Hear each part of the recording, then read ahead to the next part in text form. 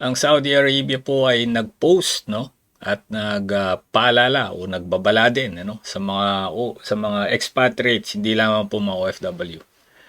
Alinman ang sino man ng mga establishment po na magkaroon ng poisoning cases o kaya suspected food poisoning. Ibig sabihin yung mga nasa restaurant, food establishment.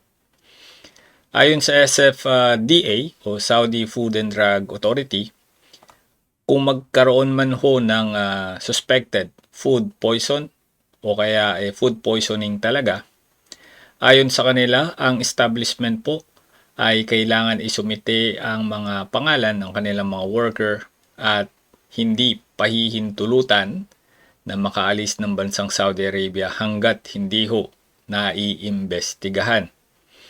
Ayon po sa kanila, ng layuning ito ay gagawin nila in the future kung sakali man po na mas dumami pa, no, o mas lumala ang food poisoning po sa Saudi Arabia.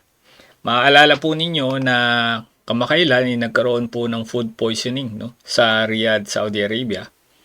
At most of these are mga bata. So sa lahat po ng mga OFW na nakikinig sa akin, let's do what is right.